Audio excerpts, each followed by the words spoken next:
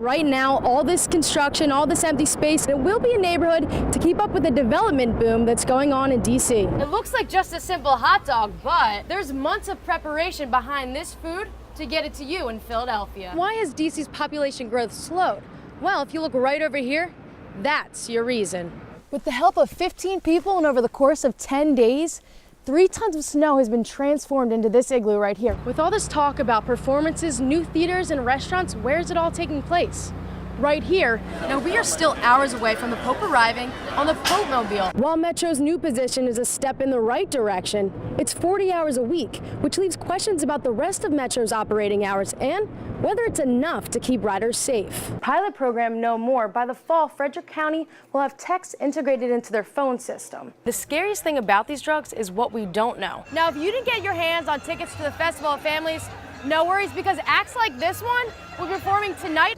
Mark spends anywhere from 12 to 30 hours plowing through the snow of State College in Center County using this truck right here. The waters off the coast of North Carolina are still a dangerous place for swimmers. Home of the Champions is referring back to when Ellis played soccer at Robinson High School in Fairfax, Virginia. The team went to the 1984 state championship. Those cold temperatures meant more time for the snow and more time for the slopes. First at the Navy Yard, then at Walter Reed National Medical Center. Separate events with the same outcome. Heavy police response, but ultimately, no real threat. We have a responsibility then to react to those calls, and I think most instances were good examples of a very thorough response. Polly Hansen is the chief of Amtrak Police. She's also a former Metro Transit Police chief who has led the See Something, Say Something campaign, which started 13 years ago. One of my concerns is that because of all the publicity of the events of July 4th, the heightened awareness about terrorism, that the further we get from events that don't occur, that people start to get a little more relaxed, and they think sometimes that someone else will call. It's a balancing act between safety and overreaction, but Hansen says don't stop reporting. I think it's better to do it when nothing's happened, early on when it first occurs, so law enforcement can do what happened yesterday, and that's run that down. A mentality that many are responding to. I want to make sure I'm safe and everybody else will be safe.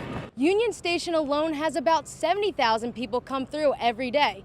Now, Hansen says this is an opportunity, and travel agencies should use riders as their eyes and ears down below. In Northeast Washington, Taylor Bisacky, News 4. While the bitter cold temperatures have been keeping most people inside, others see it as an opportunity. Well, we just try to chase away the winter blues. Ann and her husband John have one of the coolest spots in town right in their backyard. With the help of 15 people and over the course of 10 days, 3 tons of snow has been transformed into this igloo right here, one brick at a time. It's a messy, cold job, but in the end, it's worth it to warm the community. The couple throws igloo parties, happy hours, and has a bunch of frozen fun. We like to have hot cocoa for the kids. Of course, for our age set, we like to make use of the bar. Ann says the igloo belongs to everyone who helped create it. And building this place wasn't easy. They started with snow and sprayed it with water until it was the perfect mixture. Once we feel we have the right mix, then we'll fill the block. So here is our building material. Then they used a metal radial arm tool to sculpt the igloo. We would put the brick here, and that's where we would start. So the next brick would be there, and so forth.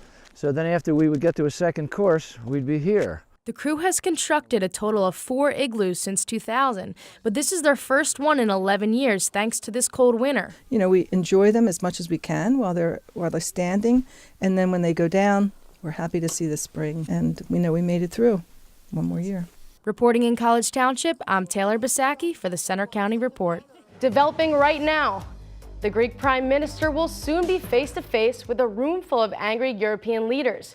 Greece is under major pressure to bring credible proposals to the table now that the country defaulted on its debt. I got the chance to check out what's happening with the 3rd Street Tunnel and how it will affect you and about 90,000 other people. A disease is sweeping across Pennsylvania, and its carrier is so small that it often goes unnoticed. You may want to try your luck playing Powerball. Your odds of winning a cash prize just got better. However, there is a catch. You will have a harder time hitting the big jackpot. Your overall chances of winning a prize will be 1 in 25. Your chances of winning the jackpot will be 1 in more than 292 million. I had to wear shorts earlier in the week, and then I broke out the winter parka jacket again, and I was just hoping that Mother Nature would finally make up her mind. Yeah, you know, she's having a lot of problems right now making up her mind. These drugs have been around for years, but the recent spike in cases reflects how much these drugs are evolving. Back in August 2012, cases reported by DC Fire and EMS remained below 30.